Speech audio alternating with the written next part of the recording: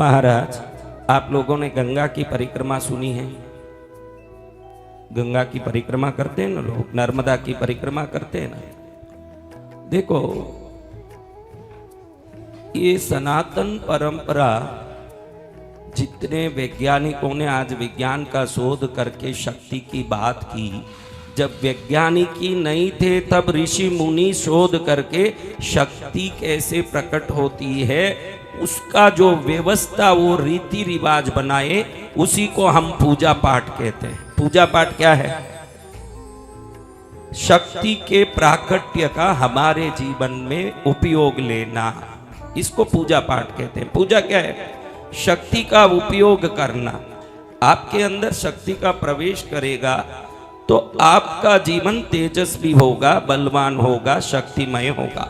अब मैं एक बात बताता हूं, देखिए, मैं जितना नर्मदा, गंगा, गोदावरी, कावेरी जैसे नदी किनारे बहुत रहा हूं, गंगा किनारे मेरे विंध्याचल में आश्रम है, मैं उधर रहता हूं, मैं देखता हूं कि वहां बहुत साधु संतों के आश्रम है। मात्र पवित्रता है इन नदी में, इसलिए हम वहां नहीं रहते हैं। ये जो नदी के नीचे कोई भी नदी हो, समुद्र हो, आखिर नीचे तो कोई ना कोई तल होगा कि नहीं उसका? आखिर कहीं ना कहीं पृथ्वी होगा कि नहीं, उसमें मिट्टी होगी कि नहीं? जी जी। वो मिट्टी जहां पर है वहां खनिज पदार्थ होते हैं। उसमें क्या होते हैं? खनिज पदार्थ। अंग्रेजी में कहते हैं मेटल्स एंड मिनरल्स। मिनरल यानी खनिज। ध्यान रखना, पानी की ताकत इतनी जबरदस्त है, पानी के बहाव से ही आज विद्युत का हम उपयोग करते हैं। आज जो हम इलेक्ट्रिसिटी जो हमारे घर में यूज करते हैं, ये किससे बनता है? हा? पानी में प्राकृतिक रूप से विद्युत है।